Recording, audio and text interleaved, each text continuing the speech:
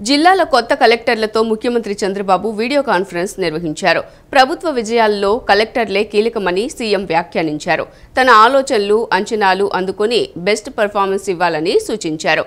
CM అంటే common man అని చెబుతున్నా మీరు అదే పాటించాలని సూచించారు. ప్రభుత్వ కార్యక్రమాల విజయానికి కలెక్టర్లు కీలక పాత్ర పోషిస్తారని ముఖ్యమంత్రి నారా చంద్రబాబు నాయుడు అన్నారు. కొత్తగా నియమితులైన జిల్లా కలెక్టర్లతో వీడియో కాన్ఫరెన్స్ నిర్వహించిన ఆయన ప్రజలతో మమేకమవుతూ మానవతా దృక్పథంతో పనిచేయాలని సూచించారు. రాష్ట్ర ప్రభుత్వం 12 జిల్లాలకు కొత్త కలెక్టర్లను నియమిస్తూ ఉత్తర్వులు జారీ చేసిన నేపథ్యంలో సీఎం మాట్లాడుతూ ప్రజలకు ఎన్డీఏ ప్రభుత్వంపై అపారమైన అంచనాలు ఉన్నాయని, వాటిని నెరవేర్చడం తమ బాధ్యతని చెప్పారు. తాను గతంలో హుద్హుద్ తుఫాను సమయంలో 10 రోజుల పాటు విశాఖలో ఉంటూ ప్రజల్లో నమ్మకం కలిగించానని, అవసరమైనప్పుడు వెంటనే స్పందిస్తే ప్రభుత్వానికి మంచి గుర్తింపు వస్తుందని తెలిపారు. జిల్లా కలెక్టర్గా పనిచేయటం అనేది ప్రతిభ, పనితీరు చూపించుకునే గొప్ప అవకాశమని, అదే సమయంలో మంచి పేరు సంపాదించుకునే అవకాశం కూడా ఉందని సీఎం చెప్పారు. కొత్తగా నియమితులైన కలెక్టర్లు తమ బృందమని, వారు అత్యుత్తమ పనితీరు కనబరిస్తే తాను ప్రోత్సహించడానికి సిద్ధంగా ఉన్నానని స్పష్టం చేశారు. రాజకీయ పాలన గురించి మాట్లాడుతూ మంత్రులు లేదా ఎమ్మెల్యేలు ఏదైనా కోరితే ప్రజలకు ఉపయోగమా కాదా అన్నది కలెక్టర్లు నిర్ణయించుకోవాలని చెప్పారు. ఎన్నికైన ప్రజాప్రతినిధులకు తగిన గౌరవం ఇవ్వాలని సూచించారు. తాను ఎప్పుడూ రాజకీయ పాలన వల్ల కాదు, అధికారుల నిర్లక్ష్య పాలన వల్లే నష్టపోయారని గుర్తు చేశారు. కలెక్టర్లు సాధారణ వ్యక్తిలా వ్యవహరిస్తూ సృజనాత్మకంగా వినూత్న నిర్ణయాలు తీసుకోవాలని సీఎం సూచించారు.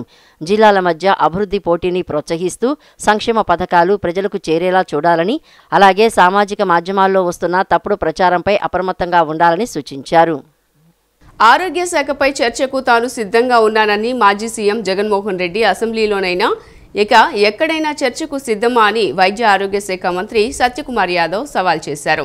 అతి ఖరీదైన క్యాన్సర్ చికిత్స కోసం ఇతర రాష్ట్రాలకు వెళ్లకుండా మన రాష్ట్రంలోనే వైద్య సేవలు అందేలా ఏర్పాట్లు చేశామన్నారు. 1,43,00,000 కుటుంబాలకు 23 లక్షల వైద్య బీమా అందేలా చర్యలు తీసుకుంటున్నామని మంత్రి సత్యకుమార్ యాదవ్ తెలిపారు. ఆరోగ్య శాఖపై చర్చకు తాను సిద్ధంగా ఉన్నానని మాజీ సీఎం జగన్మోహన్ రెడ్డి అసెంబ్లీలోనైనా ఇక ఎక్కడైనా చర్చకు సిద్ధమా అని వైద్య ఆరోగ్య శాఖ మంత్రి సత్యకుమార్ యాదవ్ సవాల్ చేశారు. రాష్ట్రంలో 24 క్రిటికల్ కేర్ కేంద్రాలను గతంలో కేంద్రం మంజూరు చేసిందని మంత్రి సత్యకుమార్ తెలిపారు. రాష్ట్ర ప్రభుత్వం తన వాటా ఇవ్వకపోవడంతో అవన్నీ మూలపడ్డాయన్నారు. ఈ ఏడాది డిసెంబర్లోపు 20 క్రిటికల్ కేర్ కేంద్రాలను పూర్తి చేస్తామని వెల్లడించారు. క్యాన్సర్ మరణాలను తగ్గించడానికి కూటమి ప్రభుత్వం కృషి చేస్తోందన్న ఆయన కర్నూలులో స్టేట్ క్యాన్సర్ హాస్పిటల్ను పూర్తి చేశామని చెప్పారు. అతి ఖరీదైన క్యాన్సర్ చికిత్స కోసం ఇతర రాష్ట్రాలకు వెళ్లకుండా మన రాష్ట్రంలోనే వైద్య సేవలు అందేలా ఏర్పాట్లు చేశామన్నారు. విలేజ్ హెల్త్ క్లినిక్లను గాలికి వదిలేశారని వైఎస్ జగన్ అంటున్నారని మండిపడ్డారు. వైద్య శాఖలో ఎక్కడా ఖాళీలు లేకుండా భర్తీలు చేస్తున్నామన్నారు. 1,43,00,000 కుటుంబాలకు 23 లక్షల వైద్య బీమా అందేలా చర్యలు తీసుకుంటున్నామని ఏపీ వైద్య ఆరోగ్య శాఖ మంత్రి సత్యకుమార్ యాదవ్ తెలిపారు. 10 క్రిటికల్ కేర్ బ్లాక్లని రాష్ట్ర వ్యాప్తంగా మంజూరు చేయడం జరిగింది. సోదరులు రామప్రసాద్ రెడ్డి గారు ప్రభుత్వం ఏర్పాటైన మొదట్లో రాయచోటి జిల్లా కేంద్రంగా మార్చారు తప్పిస్తే అభివృద్ధి అక్కడ నోచుకోలేదు. ప్రధానంగా నరేంద్ర మోడీ గారి కారణంగా హైవేల నిర్మాణం అయితే బాగా జరిగింది. కానీ నియంత్రణ లేకపోవడం వల్ల, స్పీడ్ నియంత్రణ లేకపోవడం వల్ల యాక్సిడెంట్లు అవుతున్నాయి. వెనుకబడిన ప్రాంతం ఒక నాణ్యమైన వైద్యాన్ని అందించాలంటే ఇప్పుడే చెప్పినట్టుగా కడప లేదా తిరుపతి లేదా వేలూరు లాంటి దూర ప్రాంతాలకు వెళ్లాల్సిన అవసరం ఉంది. కాబట్టి ఈ రాయచోటి ఏరియా హాస్పిటల్ ని అప్గ్రేడ్ చేస్తే బాగుంటుంది. మరికొన్ని వసతులు కల్పించి ఈ నియోజకవర్గ ప్రజలు, అదేవిధంగా చుట్టుపక్కల ఉన్న వాళ్ళకు కూడా అటు తంబలపల్లి గాని లేదా ఇటు పులివెందుల వైపు నుంచి గాని పేషెంట్లకి, పేదలకి నాణ్యమైన చికిత్స అందిస్తే బాగుంటుందని వారు కోరడం, ముఖ్యమంత్రి గారి సలహా మేరకు రాయచోటికి ఒక క్రిటికల్ కేర్ బ్లాక్ ను కూడా 23,75,00,000తో దాదాపు 24 కోట్లతో మంజూరు చేయడం జరిగింది. గతంలో మంజూరైన 14 క్రిటికల్ కేర్ బ్లాక్లని ఈ నెల ఒక 6 క్రిటికల్ కేర్ బ్లాకుల్ని మొత్తానికి డిసెంబర్ లోపల మొత్తానికి 14 పూర్తి చేసి ప్రజలకు అందుబాటులోకి నాణ్యమైన వైద్య చికిత్సల్ని తీసుకురాబోతున్నాం. ముఖ్యమంత్రిగా పనిచేసిన 5 సంవత్సరాలు ముఖ్యమంత్రిగా పనిచేసిన వ్యక్తి ఈ రాష్ట్రంలో పెట్టుబడులు వస్తున్నాయి, ఈ రాష్ట్రంలో విద్యా సంస్థలు వస్తుంటే రాకూడదు, ఎవరు రాకూడదు అంటున్నాడంటే, బెదిరిస్తున్నాడంటే ఏ రకమైన మానసిక స్థితిలో ఉన్నారో కూడా అర్థం చేసుకోవాల్సిన అవసరం ఉంది.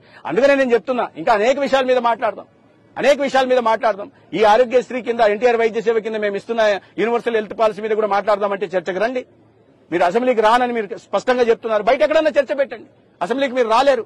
మండలిలో మీ సభ్యులు ఉన్నారు కదా, అక్కడ చర్చ పెట్టండి. మీరు ఏదైతే ఫోటోలు నిన్న చూపించారో, వీడియోలు మీ 4 గోడల మధ్య చూసుకొని మీకు నచ్చిన పత్రికలను పిలుచుకొని చూపించుకున్నారో టీవీలు పెట్టి, అది అక్కడ కూడా పెట్టండి, చూద్దాం. 5 ఏళ్లలో 20 లక్షల ఉద్యోగాలు కల్పిస్తాం, ఇందులో ఎలాంటి అనుమానాలు లేవు అని మంత్రి టీజీ భరత్ ఉద్ఘాటించారు. ప్రభుత్వ భూములు ఇష్టానుసారం పంచుతున్నారని వైఎస్ఆర్ కాంగ్రెస్ పార్టీ నేతలు దుష్ప్రచారం చేస్తున్నారని మండిపడ్డారు. రిటైల్డ్ ప్రాజెక్టు రిపోర్టు ఉంటేనే ల్యాండ్ అలాట్ అవుతుందని నిబంధనలు, తర్వాతే సేల్ డీడ్ ఇస్తారన్నారు. ఇష్టారాజ్యంగా భూ కేటాయింపులు జరగదని తెలిపారు. ఆంధ్రప్రదేశ్లోని కూటమి ప్రభుత్వం ఓవైపు సంక్షేమంతో పాటు మరోవైపు అభివృద్ధిపై దృష్టి సారించిందని మంత్రి టీజీ భరత్ అన్నారు. ఇప్పటికే పలు సంస్థలు ఏపీకి వస్తూ ఉండగా మరికొన్ని కంపెనీలు కూడా రాష్ట్రం వైపు చూస్తున్నాయని మంత్రి టీజీ భరత్ పేర్కొన్నారు. అయితే 5 ఏళ్లలో 20 లక్షల ఉద్యోగాలు కల్పిస్తామని, ఇందులో ఎలాంటి అనుమానం లేవని స్పష్టం చేశారు. అమరావతిలో మీడియాతో మాట్లాడిన ఆయన ప్రభుత్వ భూములు ఇష్టానుసారం పంచుతున్నారని దుష్ప్రచారం చేస్తున్నారంటూ వైఎస్ఆర్ కాంగ్రెస్ పార్టీ నేతలపై మండిపడ్డారు. ఉద్యోగాల కల్పనపై ప్రభుత్వం దృష్టి పెట్టిందని, అందుకే కుట్రతో దుష్ప్రచారం చేస్తున్నారని ఆగ్రహం వ్యక్తం చేశారు. అయితే 20 లక్షల ఉద్యోగాలు 5 ఏళ్లలో ఇస్తాం, ఇందులో ఎలాంటి అనుమానాలు లేవని తెలిపారు. డీటెయిల్డ్ ప్రాజెక్ట్ రిపోర్టు ఉంటేనే ల్యాండ్ అలాట్ అవుతుందని స్పష్టం చేశారు. నిబంధనల తర్వాత సేల్ డీడ్ ఇస్తారు. ఇష్టారాజ్యంగా భూ కేటాయింపులు జరగవని తెలిపారు. ఊరికే భూ కేటాయింపులు జరగవు. ఈ వ్యవహారంలో వైఎస్ఆర్ కాంగ్రెస్ పార్టీ నేతలు చేస్తున్న తప్పుడు ప్రచారాన్ని నమ్మవద్దని సూచించారు మంత్రి టీజీ భరత్. మనము ప్రాజెక్ట్స్ తెచ్చేదానికి ఎన్నో రకాలుగా కష్టపడుతున్నాం. ఒక పక్క చంద్రబాబు గారు కానీ, నారా లోకేష్ గారు కానీ, మా శాఖలో నేను కానీ, మా దగ్గర ఉండే టీం కానీ, ఇదే కాకుండా ఎకనామిక్ డెవలప్మెంట్ బోర్డ్ అని చెప్పి లాస్ట్ గవర్నమెంట్లో అది తుంగలో తొక్కేశారనమాట. కిరాన్ డెవలప్మెంట్ బోర్డ్ చేసేశారు. 10 లోపల మనుషులను పెట్టేసి దాన్ని జీరో చేసి పెట్టారు. మన గవర్నమెంట్ వచ్చిన తర్వాత economic development board will work for all portfolios అని చెప్పి అది పెట్టడం జరిగింది. సో నేనేమంటున్నా అంటే, ఒక్కొక్క ప్రాజెక్ట్ తేవాలంటే అంత ఆషామాషి కాదండి. It is so difficult. ఎందుకు అంటే 90స్లో ఉన్నట్లు కాదండి. ఇప్పుడు ప్రతి స్టేట్ కూడా హైలీ కాంపిటేటివ్. ఒక ప్రాజెక్ట్ ఏదైనా తేవాలా అంటే చాలా కష్టపడాలా, వాళ్ళకు ఒక కాన్ఫిడెన్స్ బిల్డ్ చేయాలా, రాయితీలు ఇవ్వాలా, అండ్ దెన్ వాళ్ళకి లాజిస్టికల్గా ఏమేమి సపోర్ట్ చేయగలుగుతామో అవన్నీ చేస్తేనే ఆ ప్లాంట్ కన్ఫర్మ్ అయ్యేదానికి అవకాశం ఉంటుంది. ఫర్ ఎగ్జాంపుల్ ఆర్సిలర్ మిత్తలే తీసుకోండి. వాళ్ళ ప్లాంటు దాదాపు 1,45,000 కోట్ల పైన ఉంటుంది, మీకు అందరికీ తెలుసు. 2018లో లోకేష్ గారు డావోస్ పోయినప్పుడు కూడా మాట్లాడి అప్పుడు చెప్తే, లేదు మేము ఒరిస్సాకు పోతున్నాం అన్నారు. ఒరిస్సాలో ఏం కాలే. మన గవర్నమెంట్ వచ్చిన తర్వాత ఒక 45 minutes ఒక జూమ్ కాల్లో కన్ఫర్మ్ చేయగలిగినారనమాట లోకేష్ గారు. సో నేను అనేది ఎందుకు చెప్తున్నా అంటే, మనకన్నా ఆదాయం ఉండే స్టేట్లు ఎక్కువ ఉన్నాయి, బాగున్నాయి. బట్ ఇక్కడ మన ఇండస్ట్రీస్ రావడం అంటే స్పెషల్ ఏమంటే, చంద్రబాబు గారు లాంటి బ్రాండ్ అంబాసిడర్ అనుకోండి, మనకు ఒక బ్రాండ్ ఇమేజ్ ఉంది కాబట్టి we are able to get industries. రైతు సేవా కేంద్రాల్లో యూరియా బస్తాపై అదనంగా ₹1 కూడా తీసుకోలేదని మంత్రి అచ్చెన్నాయుడు వెల్లడించారు. యూరియాలో అవినీతి జరిగిందని జగన్ నిస్సిగ్గుగా మాట్లాడుతున్నారని దుయ్యబట్టారు. యూరియాలో 250 కోట్ల అవినీతి జరిగిందని వైసీపీ అధినేత వైఎస్ జగన్ అసత్యాలు చెబుతున్నారని అచ్చెన్న తెలిపారు. యూరియా పంపిణీపై వైసీపీ నేతలు అసత్యాలు ప్రచారం చేస్తున్నారని వ్యవసాయ శాఖ మంత్రి అచ్చెన్నాయుడు మండిపడ్డారు. మంగళగిరిలోని టీడీపీ కేంద్ర కార్యాలయంలో ఏర్పాటు చేసిన మీడియా సమావేశంలో ఆయన మాట్లాడారు. యూరియా పంపిణీలో అవినీతి జరిగిందని నిస్సిగ్గుగా మాట్లాడుతున్నారని, 2,500 కోట్ల అవినీతి జరిగిందని అసత్యాలు చెబుతున్నారని ఆగ్రహం వ్యక్తం చేశారు. ₹300 బస్తాను ₹500కి విక్రయిస్తున్నారని, తప్పుడు ప్రచారం చేస్తున్నారని మండిపడ్డారు. రైతు సేవా కేంద్రాల్లో యూరియా బస్తాపై అదనంగా ₹1 కూడా తీసుకోలేదని స్పష్టం చేశారు. గుడిపల్లిలో యూరియా పంపిణీలో సమస్య ఉందని రాశారని, గుడిపల్లికి వెళ్దాం, రైతులనే అడుగుదామని సవాల్ చేశారు. ప్రస్తుతం ఎక్కడా యూరియా పంపిణీలో సమస్య లేదని అచ్చెన్నాయుడు వివరించారు. దేశంలో యూరియా వాడకం చాలా ఎక్కువగా ఉంది. దీనివల్ల అనేక అనర్థాలు వస్తున్నాయి. క్యాన్సర్ వస్తుంది.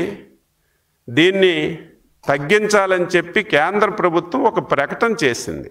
ఎప్పుడైతే కేంద్ర ప్రభుత్వం ప్రకటన చేసిందో రైతుల్లో ఒక ఆందోళన వచ్చింది.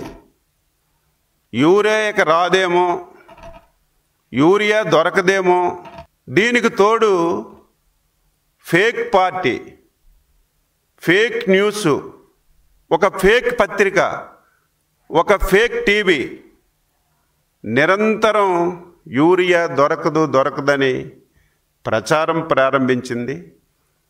సోషల్ మీడియాలో విపరీతంగా ట్రోల్ చేయడం ప్రారంభించారు. సెప్టెంబర్ నెలాఖరికి వ్యవసాయ పనులు వస్తాయి, ఖరీఫ్వి. ఈ సంవత్సరం ఎర్లీగా వర్షాలు వచ్చాయి, వాళ్ళు కూడా ఎర్లీగా నాట్లేయడం ప్రారంభించారు, వాళ్ళకి యూరియా అవసరం వచ్చింది. ఈ కారణాలన్నింటి వల్ల ఒక వారం రోజులు ఈ సమస్య ఏర్పడితే దీన్ని భూతద్దంలో చూపించి మా హయాంలో ఎవ్వరూ రోడ్డు మీదకి రాలేదు. ఈరోజు ఎన్డీఏ ప్రభుత్వం ఆధ్వర్యంలో చంద్రబాబు గారి నాయకత్వంలో యూరియా దొరకడం లేదు, రైతులు అల్లాడిపోతున్నారని నిస్సిగ్గుగా మాట్లాడుతున్నాడు. ఆంధ్ర రాష్ట్రంలో ఉన్నటువంటి రైతులకి తప్పుదారి చెప్పాలని నువ్వు ప్రయత్నం చేశావు. యూరియా నేను చాలాసార్లు చెప్పాను, ముఖ్యమంత్రి గారు చెప్పారు, ప్రతిరోజు ప్రకటనలు చేస్తున్నాం. ఖరీఫ్ సీజన్కి 6.22 లక్షల మెట్రిక్ టన్నులు యూరియా అవసరం ఉంది. కానీ మేము ముందు జాగ్రత్తగా 7.19 లక్షల మెట్రిక్ టన్నులు నిల్వలు సిద్ధంగా ఉంచుకున్నాం.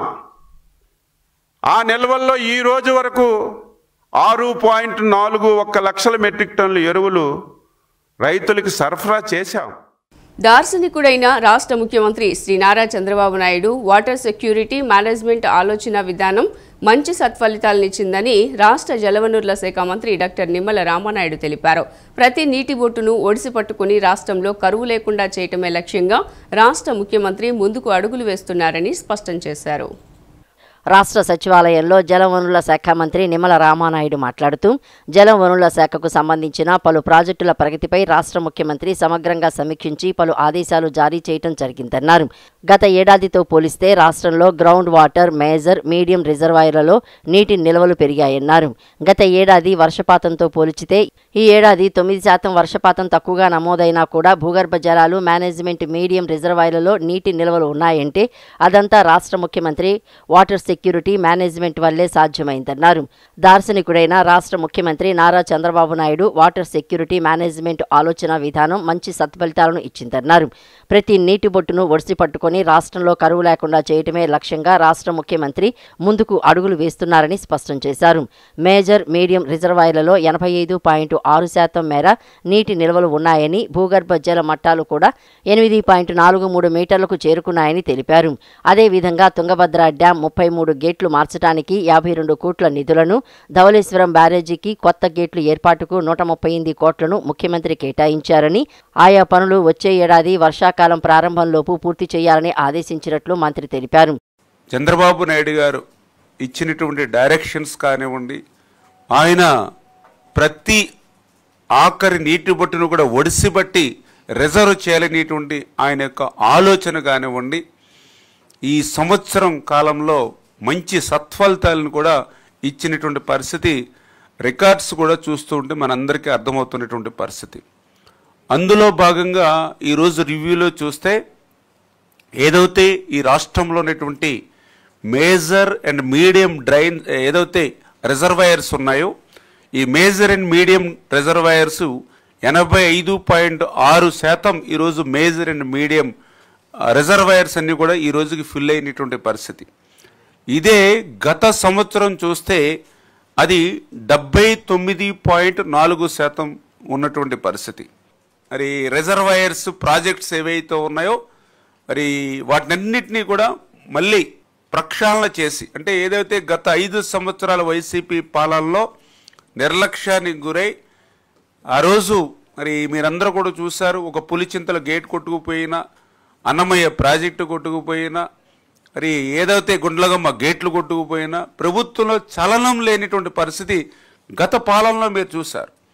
కానీ ఈరోజు చంద్రబాబు నాయుడు గారు ఏదైతే తుంగభద్ర, ఎందుకంటే తుంగభద్ర కానీ, శ్రీశైలం కానీ, అదేవిధంగా ధవళేశ్వరం బ్యారేజీ కానీ, ఇవన్నీ కూడా మన రాష్ట్ర ఆస్తులు, ఇవన్నీ ప్రజలకి ఆస్తులు. ఇవి వీటికి ఏమాత్రం ప్రమాదం జరిగినా కూడా ఆంధ్రప్రదేశ్ రాష్ట్ర వ్యవసాయ రంగమే అతలాకుతలమైపోయేటువంటి పరిస్థితి. అందుచేతనే ఈరోజు గత ప్రభుత్వం మాదిరిగా కాకుండా వీటికి ప్రాధాన్యత ఇచ్చి ఏదైతే తుంగభద్ర ప్రాజెక్టుకి సంబంధించి 33 గేట్లు ప్రమాదభరితంగా ఏదైతే మరి ఉన్నాయో వాటన్నిటికీ కూడా ఆల్రెడీ 52 కోట్ల రూపాయలు నిధులు మనం మంజూరు చేసి ఉన్నాం.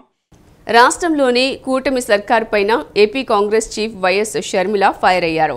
రాష్ట్రంలో సగటున ప్రతి రైతుకి 2 లక్షల అప్పు ఉందని, రైతుల ఆత్మహత్యల్లో దేశంలో ఏపీ నెంబర్ 1 స్థానంలో ఉందని తెలిపారు. ప్రతి ఏడాది 1000 కంటే పైగా నమోదు రైతుల ఆత్మహత్యలు కావటం బాధాకరమన్నారు. రైతులు చనిపోతున్న కారణాలు పరిష్కారాలు కనుగొనడంలో శూన్యమని ప్రభుత్వాన్ని విమర్శించారు. రైతుల సమస్యలు కొండంతా, ప్రభుత్వ పథకాలు గోరంతా ఉన్నాయని తెలిపారు. చంద్రబాబు ఇచ్చే అన్నదాత సుఖీభావ 20,000 ఏ మూలకు సరిపోవని, రైతుల పథకాలు అన్ని బంద్ పెట్టారని ఆగ్రహం వ్యక్తం చేశారు. ఆంధ్రప్రదేశ్ మాజీ సీఎం జగన్మోహన్ రెడ్డిపై ఏపీసీసీ అధ్యక్షురాలు వైఎస్ షర్మిలారెడ్డి ఫైర్ అయ్యారు. ప్రధాని మోడీకి జగన్ దత్తపుత్రుడు, అందుకే ఆయన చెప్పినట్లు ఆడుతున్నాడని ఆమె ఆరోపించారు.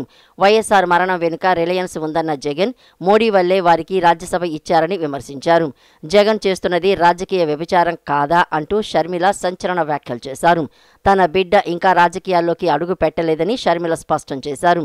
తన కొడుకు రాజకీయ ప్రవేశంపై వైసీపీ ఇంతలా రియాక్ట్ అవుతుందంటే వారికి భయమా బేదురా అని ఎద్దేవా చేశారు. రాష్ట్రంలో సగటు ప్రతి రైతుకి 2 లక్షల అప్పు ఉందని, రైతుల ఆత్మహత్యల్లో దేశంలో ఏపీ నెంబర్ 1 స్థానంలో ఉందని అన్నారు.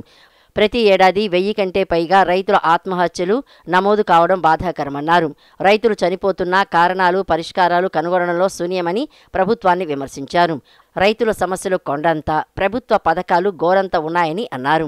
చంద్రబాబు ఇచ్చే అన్నదాత సుఖీభవ 20,000 ఏ మూలకు సరిపోవని, రైతుల పథకాలు అన్ని బంద్ పెట్టారని ఆగ్రహం వ్యక్తం చేశారు. రైతుల ఆత్మహత్యల్లో దేశంలోనే నెంబర్ 1 స్థానంలో ఉంది. ఒక స్టడీ ప్రకారము 1000 కంటే పైగా ఆత్మహత్యలు, రైతుల ఆత్మహత్యలు ఆంధ్రప్రదేశ్లో జరుగుతున్నాయి. మరి వీటన్నిటికీ కారణాలు ప్రభుత్వం వెతుకుతుందా, పరిష్కారాలు ప్రభుత్వం చూపుతుందా అంటే శూన్యం. ఎక్కడా ఏమీ కనిపించటం లేదు. ఒకప్పుడు రాజశేఖర రెడ్డి గారు లేదా కాంగ్రెస్ పార్టీ అధికారంలో ఉన్నప్పుడు రైతుల రుణమాఫీ దగ్గర నుంచి రైతులకు ఏ కష్టం వచ్చినా మొట్టమొదటి సంతకమే రాజశేఖర రెడ్డి గారిది రైతుల కోసం.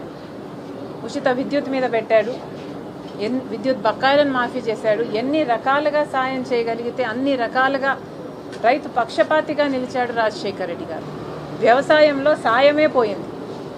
అసలు రైతు దిక్కులేని స్థితిలో, భరోసా లేని స్థితిలో ఈరోజు ఉన్నారు. పంట నష్టపోతే పంట నష్టపరిహారం కాదు కదా, కనీసం పరామర్శించేవాడు కూడా లేడు ఈరోజు. సూపర్ 6 సభకు స్వచ్ఛందంగా ప్రజలు తరలివచ్చారని తెలుగుదేశం ఆంధ్రప్రదేశ్ అధ్యక్షుడు పల్లా శ్రీనివాసరావు తెలిపారు. తొలి ఏడాదిలోనే కూటమి ప్రభుత్వ హామీల అమలు, సంక్షేమం, అభివృద్ధి లక్ష్యంగా ప్రత్యేక కార్యాచరణతో ముందుకు వెళ్తుందని పల్లా శ్రీనివాసరావు ఉద్ఘాటించారు. సూపర్ 6 సభ ఘన విజయం సాధించిందని తెలుగుదేశం ఆంధ్రప్రదేశ్ అధ్యక్షుడు పల్లా శ్రీనివాసరావు పేర్కొన్నారు. సూపర్ 6 సభకు 2 లక్షల మంది వస్తారని అంచనాలు వేసుకుంటే 3 లక్షలకు పైగా హాజరయ్యారని చెప్పుకొచ్చారు. ప్రజలే తమ బలం, తమ విశ్వాసమని ఉద్ఘాటించారు. సూపర్ 6 సభకు స్వచ్ఛందంగా ప్రజలు తరలివచ్చారని తెలిపారు. తొలి ఏడాదిలోనే కూటమి ప్రభుత్వ హామీల అమలు, సంక్షేమం, అభివృద్ధి లక్ష్యంగా ప్రత్యేక కార్యాచరణతో ముందుకు వెళ్తున్నామని ఉద్ఘాటించారు. భవిష్యత్తు వైపు ధైర్యంగా అడుగులు వేస్తున్నామని పల్లా శ్రీనివాసరావు తెలిపారు. కూటమి ప్రభుత్వం ప్రజా సంక్షేమానికి కృషి చేస్తోందని పేర్కొన్నారు. కూటమికి ప్రజలు ఇచ్చిన ఈ ఘన విజయానికి గౌరవ వందనం చేస్తున్నామని అన్నారు. 2029 ఎన్నికలే లక్ష్యంగా ముందుకు సాగుతున్నామని వివరించారు. అమరావతి, విశాఖపట్నం స్టీల్ ప్లాంట్, రైతుల విషయంలో అసత్యాలు ప్రచారం చేస్తున్నారు. ముఖ్యమంత్రి నారా చంద్రబాబు నాయుడు జనం మధ్య ఉండే నాయకుడు. జగన్ అసత్యాలు ఎప్పటికీ నెగ్గవు అని పల్లా శ్రీనివాసరావు విమర్శించారు. సుమారు 3 లక్షల మంది స్వచ్ఛందంగా రావడం జరిగింది. మీరెప్పుడు కూడా చూసి ఉండరు. బస్సు పంపిస్తే బస్సులో రావడానికి ప్రయత్నం చేస్తారు, కానీ బస్సు నిండిన తర్వాత బస్సు ఎక్కువ కూడా వచ్చారు. అది ప్రజల్లో ఉన్నటువంటి నమ్మకం, ఈ కూటమి ప్రభుత్వం మీద ఉన్నటువంటి నమ్మకం, చంద్రబాబు నాయుడు గారి మీద ఉన్నటువంటి నమ్మకం, మా యువ నాయకులు లోకేష్ బాబు మీద ఉన్నటువంటి నమ్మకం, అలాగే డిప్యూటీ సీఎం గారు జనసేన అధ్యక్షులు పవన్ కళ్యాణ్ గారి మీద ఉన్నటువంటి నమ్మకం, బీజేపీ నాయకత్వం మీద ఉన్నటువంటి నమ్మకం అని చెప్పి ఈ సందర్భంగా తెలియజేస్తున్నాను. ఏ రాజకీయ పార్టీ అయినా సరే ఎలక్షన్లో చూసుకుంటే చాలా హామీలు ఇస్తుంటుంది. హామీలు 5 సంవత్సరాల్లో నెరవేర్చొచ్చు అనే ఆలోచనలో ఉంటారు. కానీ ఈ కూటమి ప్రభుత్వం చంద్రబాబు నాయుడు గారి హయాంలో కేవలం 15 నెలల్లోనే మేము ఇచ్చినటువంటి హామీల్లో 90% పూర్తి చేసుకున్నాం. ఆ నమ్మకంతోనే భవిష్యత్తులో ఇంకా మెరుగైనటువంటి సుపరిపాలన అందిస్తారని నమ్మకంతోనే ఈరోజు ప్రజలు వస్తున్నారు. గతంలో కానీ మీరు చూసుకుంటే బలవంతంగా తీసుకువెళ్ళడం, మళ్ళీ ఆ గేట్లు బంద్ చేయడం మీరు చూసినటువంటిదే. కానీ కూటమి ప్రభుత్వం ఎప్పుడు కూడా ప్రజాస్వామికంగా ఉంటుంది, ప్రజాస్వామ్యబద్ధంగా ఉంటుందని చెప్పేసి ఈ సందర్భంగా తెలియజేస్తున్నాం. వైసీపీ అధినేత మాజీ సీఎం జగన్మోహన్ రెడ్డి ప్రెస్ మీట్లో చెప్పిన మాటలన్నీ అబద్దాల మూటలని విజయనగరం ఎంపీ కలిశెట్టి అప్పలనాయుడు విమర్శించారు.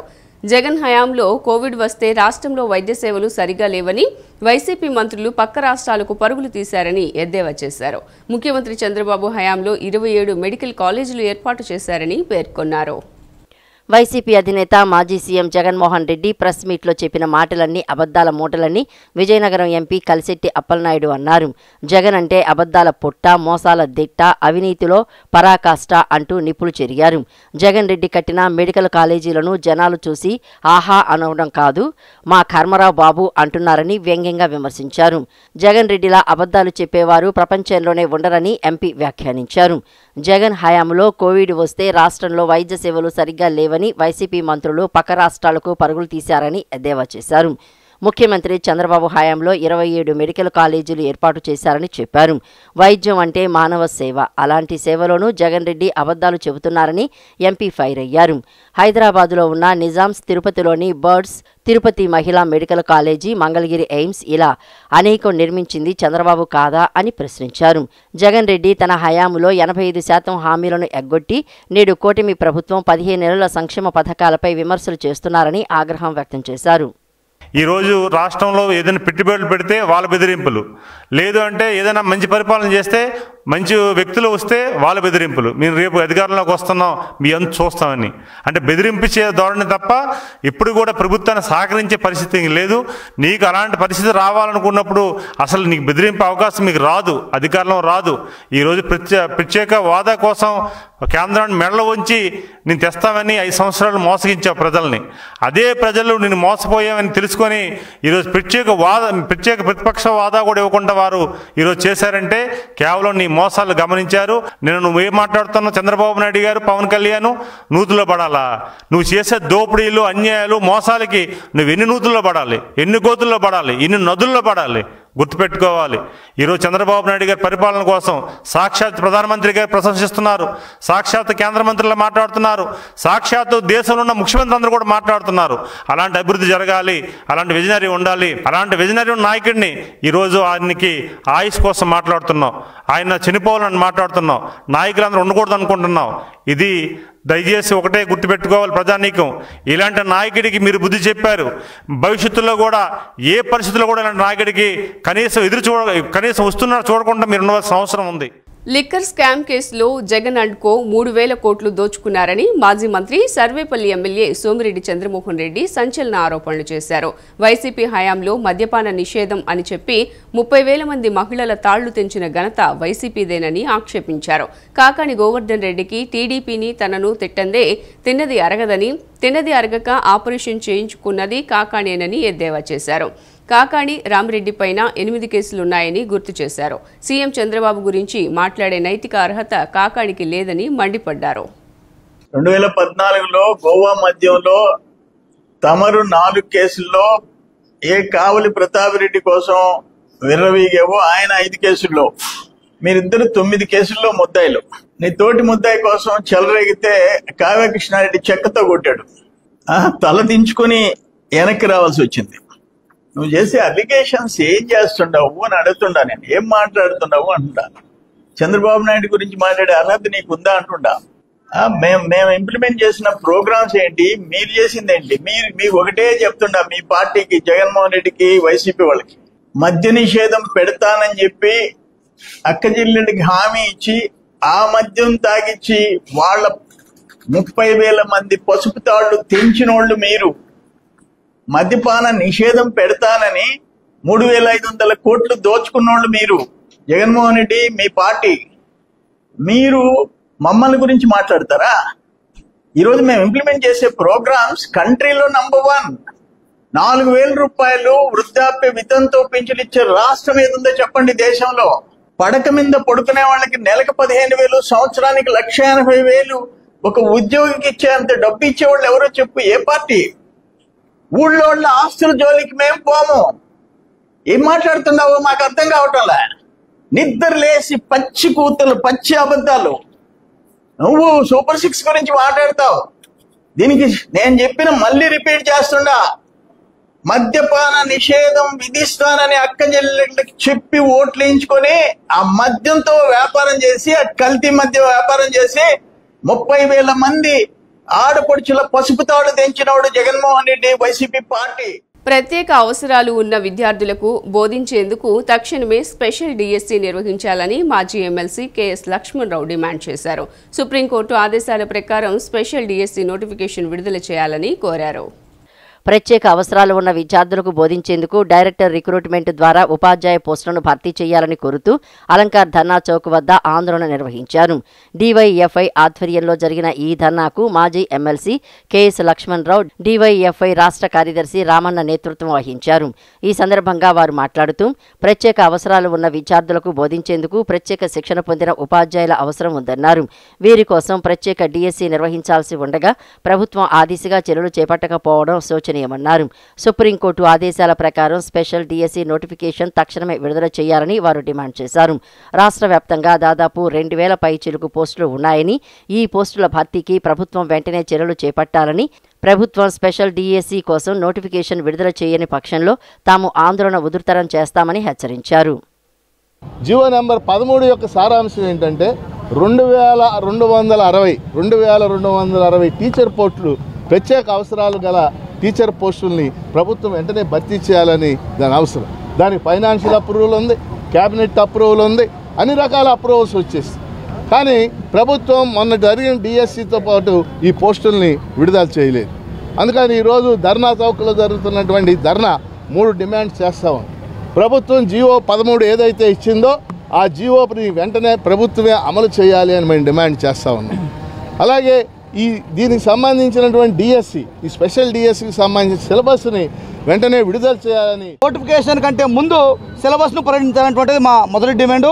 అట్లాగే ఈరోజు సుప్రీంకోర్టు గైడ్లైన్స్ ఉన్నాయి. దాదాపు 86,000 మంది పిల్లలు, దివ్యాంగ పిల్లలు ఈరోజు రోడ్ల మీద ఉన్నారు. వీరందరికీ విద్యను ఇవ్వడం అనేటువంటిది మానవ హక్కులే కాదు, బాలల హక్కుల పరిరక్షణ కూడా. అందుకని వీళ్ళందరికీ విద్యను ఇవ్వడం అనేది చాలా ముఖ్యమైనది. మిగతా పిల్లలతో పోల్చుకున్నప్పుడు వీరికి మరింత అవసరము. ఈ నేపథ్యంలో 86,000 మంది దివ్యాంగులను పిల్లలను దృష్టిలో పెట్టుకొని తక్షణమే వారికి న్యాయం చేయాలి. ఇటు నిరుద్యోగులకు కూడా నోటిఫికేషన్ ఇచ్చి డైరెక్ట్ రిక్రూట్మెంట్ ఇవ్వాలనేటువంటిది మా రెండో డిమాండు. అట్లాగే రెగ్యులర్ నోటిఫికేషన్ లేనందు వల్ల వయోపరిమితి అనేటువంటిది కూడా సడలింపు ఇవ్వాలి. ప్రపంచవ్యాప్తంగా ఉన్న తెలుగు ప్రజల సంక్షేమమే టీడీపీ ధ్యేయమని ప్రభుత్వ విప్ గన్నవరం ఎమ్మెల్యే యార్లగడ్డ వెంకట్రావు భరోసా ఇచ్చారు. తెలుగు ప్రజలు ఆపదలో ఉన్నప్పుడు ప్రతిసారి టీడీపీ అధినేత చంద్రబాబు నాయుడు వెంటనే స్పందించి వారికి తగు సహాయం చేశారని గుర్తు చేశారు. నేపాల్లో తెలుగువారు చిక్కుకుపోయారన్న సమాచారం అందుకున్న వెంటనే అనంతపురం పర్యటనను సైతం రద్దు చేసుకున్న లోకేష్ బుధవారం ఉదయాన్నే సచివాలయంలోని real time governance center war రూమ్ను కమాండ్ కంట్రోల్ రూమ్గా మార్చి సహాయక చర్యలు వేగవంతం చేశారని తెలిపారు. కేంద్ర ప్రభుత్వంతో సమన్వయం చేసుకుంటూ నేపాల్లో చిక్కుకున్న 215 మంది తెలుగువారికి త్రాగునీరు, ఆహారం అందించేలా కృషి చేశారని తెలిపారు.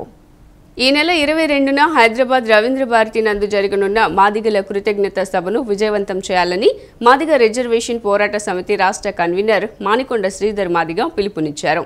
ఈ కార్యక్రమానికి ఏపీ నుండి పెద్ద ఎత్తున మాదిగలు పాల్గొని జయప్రదం చేయాలని కోరారు.